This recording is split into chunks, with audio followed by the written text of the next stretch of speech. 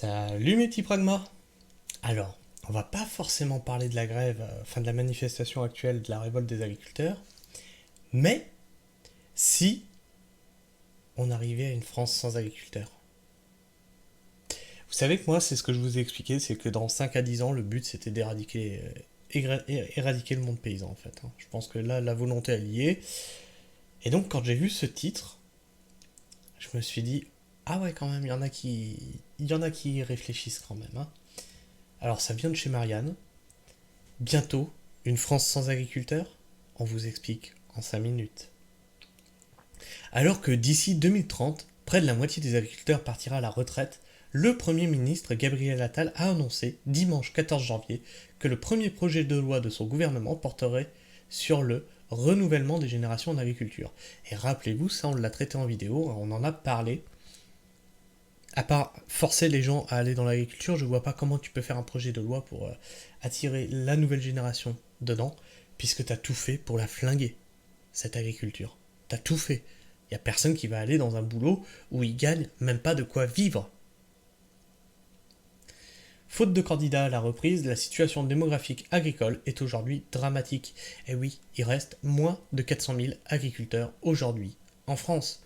Et c'est 200 fermes qui ferment justement par semaine. 200. Le réarmement démographique voulu par Emmanuel Macron passera-t-il aussi par les champs? Oui, alors non, il veut pas réarmer l'agriculture, faut pas rêver. Lui, ce qu'il veut, c'est de la compétitivité, tout. Il veut, mais surtout pas réarmer les agriculteurs. Ça, c'est, vous rêvez. Ce qu'il veut, lui, c'est distribuer les terres à ses gros potes, là, plein de pognon. C'est tout. Le Premier ministre Gabriel Attal a annoncé lors de son déplacement à Caen le 14 janvier que son premier projet de loi porterait sur le renouvellement des générations en agriculture.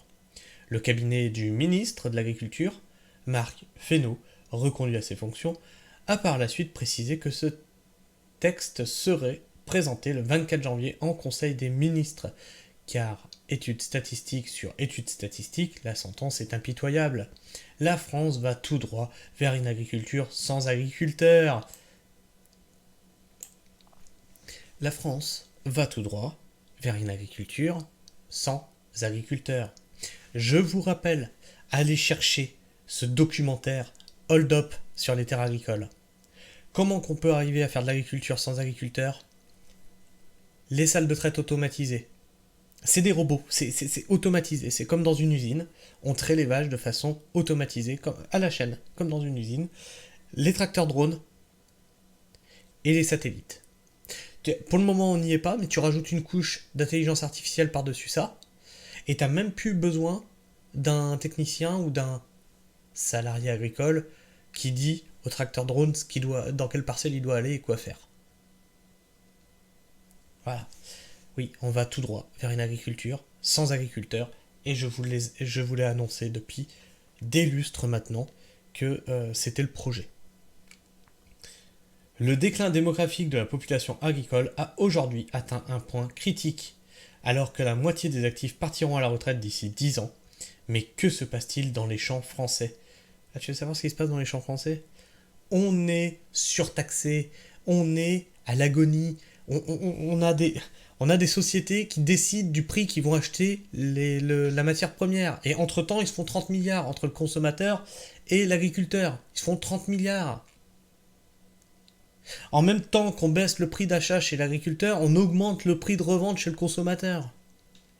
Je sais pas moi ce qui se passe dans le monde agricole français. Je ne sais pas. La situation est-elle si désespérée? Marianne vous explique en 5 minutes. Des agriculteurs de moins en moins nombreux et de plus en plus âgés. Le dernier recensement agricole mené par l'Agrest, le service statistique du ministère de l'Agriculture, en 2020 estime à 500 000 le nombre de chefs d'exploitation agricole en France. 4 ans plus tard, tu vois, on est moins de 400 000. Voilà, 4 ans plus tard, moins de 400 000. Un chiffre en baisse de 18% par rapport au recensement de 2010. Les 3 quarts des agriculteurs étant à leur compte, chaque départ non remplacé signifie une fermeture d'exploitation. L'agence estime ainsi que le nombre de fermes a diminué de 20% en seulement 10 ans. Comment expliquer cette hémorragie? Tout simplement par le vieillissement structurel des actifs et le non-renouvellement des générations, alors que le métier peine à attirer les plus jeunes. Alors oui, ton constat est bon, Marianne, mais pose-toi la question de pourquoi le métier peine à attirer les plus jeunes. Pourquoi les enfants ne reprennent pas l'exploitation? Pourquoi, d'après toi? Pourquoi leurs parents leur disent allez faire des études, ne reprenez pas l'exploitation? D'après toi, mais réfléchissez un peu, juste réfléchissez. C'est bien de se baser sur des chiffres, les chiffres c'est froid, c'est bien, c'est nickel. Mais en dessous c'est dégueulasse en fait. La moyenne d'âge des agriculteurs se situe autour de 51,4 ans. 55% ont plus de 50 ans, soit 24 points de plus que pour la population active, et seul 1% a moins de 25 ans.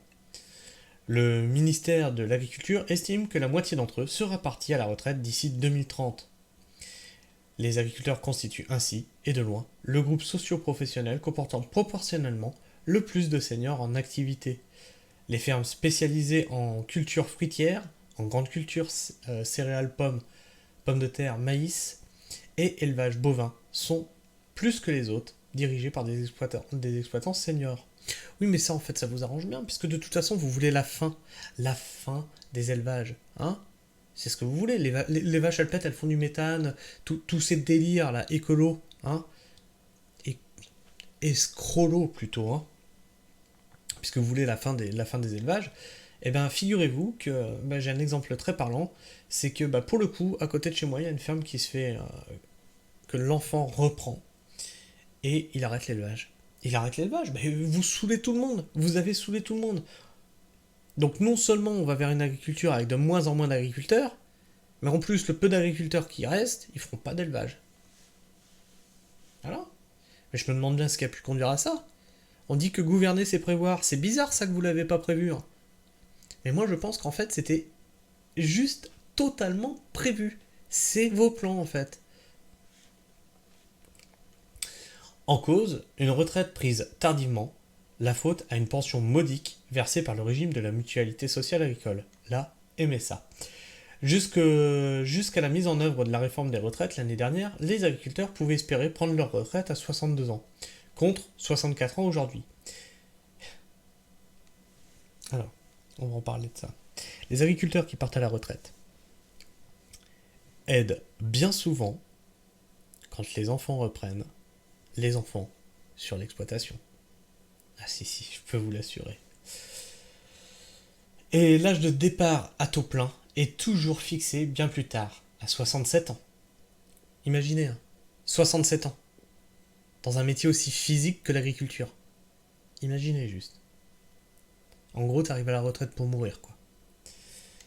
Selon les derniers chiffres de l'organisme, au 31 décembre 2022, la pension annuelle moyenne des assurés ayant validé une carrière complète, s'élevait à 864 € brut mensuel. Brut. Là-dessus, t'enlèves 20% de charge, il reste quoi?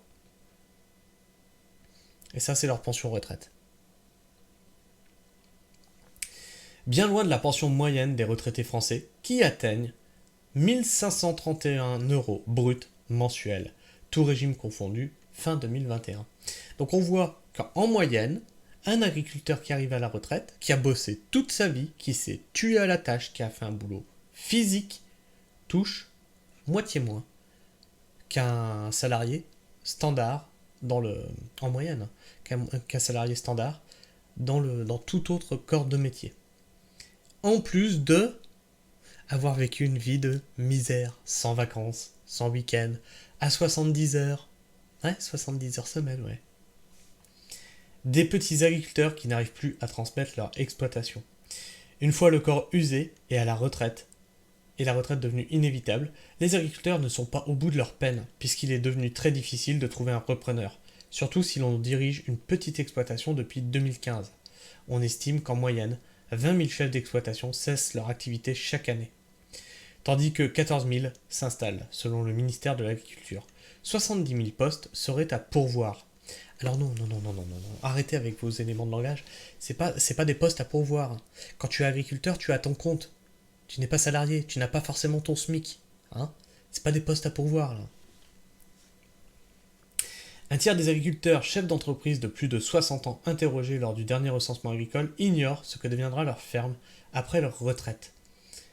Et il faut savoir que ce sont des gens passionnés aussi, hein, les agriculteurs. Hein. C'est des gens qui aiment ce qu'ils font. C'est des gens qui ont vraiment le cœur dans leur métier. Et laisser leur exploitation à quelqu'un, il faut que ce soit aussi quelqu'un en qui ils aient totalement confiance, tu vois. Il y a ça aussi, il y a énormément d'affect dans la vie agricole. L'incertitude est davantage présente dans les cultures fruitières et les élevages bovins. Des spécialités dont la taille économique moyenne, surface et chiffre d'affaires est faible. Ainsi, 40% des micro-exploitations déclaraient ne pas savoir ce qu'il adviendrait de leur activité d'ici 3 ans, contre 21% des grandes exploitations. Alors moi, je vais vous dire exactement ce que j'ai dit à mon fils. Par rapport à notre exploitation, je lui ai dit, garde le terrain, juste garde le terrain, entretiens au pire les fruitiers, mais ne fais pas ce qu'on fait. La reprise dans le cadre familial n'est, elle, envisagée que dans 11% des cas dans les micro-exploitations et 20% dans les petites. Ce chiffre s'accroît 40% des cas pour les grandes exploitations. Car les nouvelles générations ne veulent plus trimer comme leurs parents. Alors qu'en 1977, 36,5% des fils d'agriculteurs exerçaient la même profession que leur père, en 2015, ils n'étaient plus que 26,7% à prendre leur succession. En cause, les changements de mentalité et l'assouplissement de la contrainte morale autour de l'héritage familial.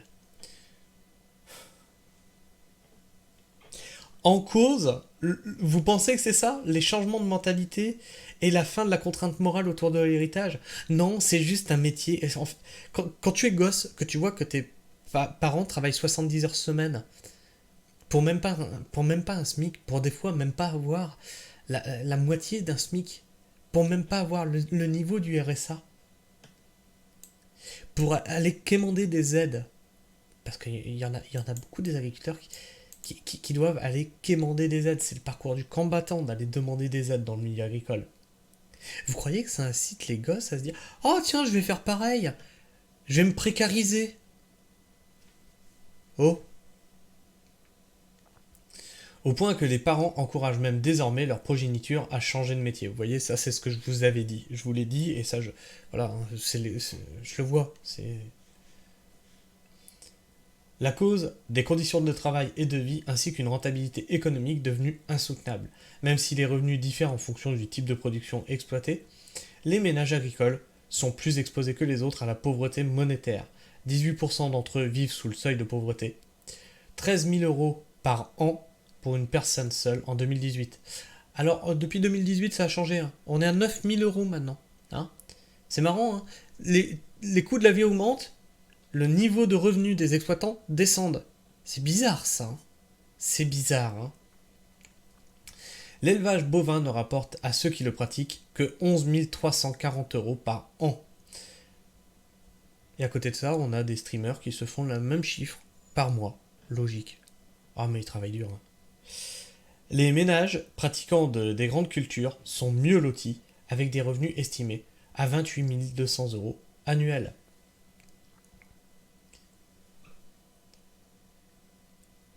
Des jeunes, alors 28 200 euros annuels, les ménages pratiquant les grandes cultures, donc là ils sont en couple, bon, tu divises par 2, 14 000. Alors que les fils délaissent la profession paternelle, de nouveaux, et c'est pas très inclusif ça, il y a des filles aussi, hein, de nouveaux candidats non issus du monde agricole, appelés NIMA par les acteurs du milieu, souhaitent tenter l'aventure agricole. Traditionnellement, c'est pourtant parmi les paysans que les sociologues observaient le plus fort taux de reproduction sociale, c'est-à-dire parmi les agriculteurs en exercice, ceux qui ont un père exerçant déjà cette profession. Les agriculteurs se recrutaient parmi les fils d'agriculteurs. En 1977, 90% des exploitants agricoles avaient un père qui exerçait cette profession. Et en 2015, cette proportion était tombée à 80%. Ces dernières années, près de la moitié de la transmission s'est faite en dehors du cadre familial, selon la Chambre d'agriculture de France. En 2017, 60% des porteurs de projets s'étant adressés aux chambres d'agriculture n'étaient pas issus du monde agricole. Et ça a aussi été poussé. Ça a été poussé par le BPREA. BPREA qui ne vous apprend pas à gérer qui vous apprend à gérer une entreprise, qui vous apprendra pas à gérer des cultures. Le BPREA ne vous apprend pas à gérer des cultures. Il y a un truc qui s'appelle le lycée agricole. Vous en avez entendu parler de ça ? Ça t'apprend à gérer des plantes, tu vois. Et tu fais pas le lycée agricole que pendant 9 mois, comme le BPREA. Hein. En 9 mois, genre, tu vas apprendre un métier. Non, mais... Et tu vas te mettre à ton compte en plus sur ce métier-là. Là, là, là, là, là, là. Et ces nouveaux venus se distinguent de leurs aînés. Plus jeunes, plus féminisés, mieux formés. Non. Non, non, non, non, non, non. Non, pas mieux formés. Plus ouverts à la pratique bio, au maraîchage et à la commercialisation en circuit court. On compte ainsi 2 fois plus de femmes parmi les exploitants récemment installés que chez les anciens. Est-ce que vous avez la statistique de ce que produisent ces nouvelles personnes ? Si c'est du jardin-forêt, si c'est des plantes médicinales, oui, parce qu'en fait, ça fait partie de l'agriculture. Eh oui, quand tu t'installes sur 100 mètres carrés pour faire de la plante médicinale, tu es agriculteur. Eh oui.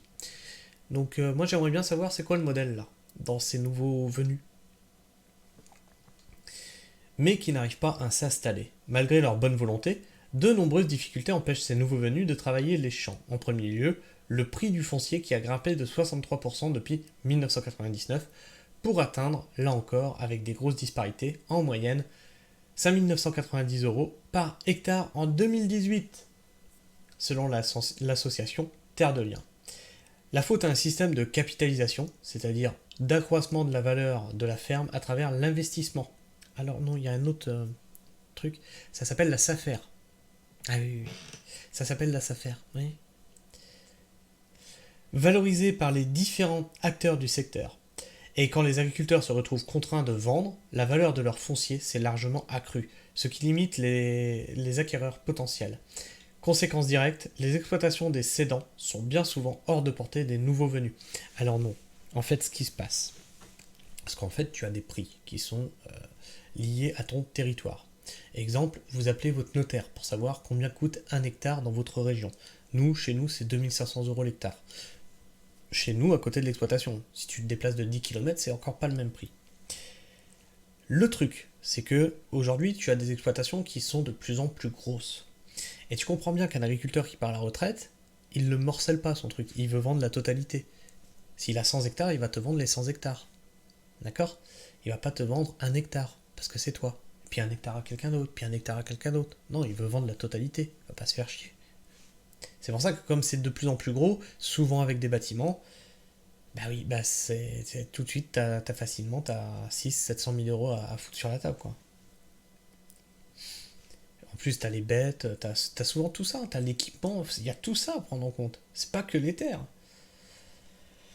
Alors, on en était où ? Ce qui limite les acquéreurs potentiels. Conséquence directe, les exploitations de cédants sont bien souvent hors de portée des nouveaux venus ou inadaptées à leurs projets, selon un rapport de la Cour des comptes d'avril 2023 sur la politique d'installation des nouveaux agriculteurs. 55% des porteurs de projets souhaitent s'installer en petite culture. Des fermes de superficie inférieure à 40 hectares. Ouais, on en parle des fermes de moins de 1000 m² aussi. Eh oui, qui sont référencées comme fermes. Alors que seuls 15% des fermes à céder correspondraient à ces productions. Et voilà, en fait, je vous ai dit les choses avant même que ce soit inscrit dans l'article, hein, comme quoi, vous voyez que je ne suis pas tout à fait déconnecté de la réalité du monde agricole, comme certains aimeraient le faire croire, hein, j'ai bien vu ça dans les commentaires, que je n'y connais rien en ruralité, que je n'y connais rien dans les exploitations, que je ne suis pas un agriculteur, que... Hein, vous êtes juste fatigant en fait. Enfin bref, qu'est-ce que vous pensez de tout ça ? Dites-le moi dans les commentaires, partagez-moi votre avis et vos opinions. N'hésitez pas à me laisser un like hein, si vous aimez ce que je fais, ou un dislike si vous n'aimez pas ce que je fais, ou si vous vous êtes senti visé par ma dernière petite phrase. Tiens. Et puis pour ceux qui veulent, abonnez-vous, activez la petite cloche. Bon, la petite cloche c'est juste pour vous, ça c'est pour ne rater aucune de mes sorties vidéo. Sur ce, moi je vous fais la bise, prenez soin du sol, et restez pragmatiques. Ciao.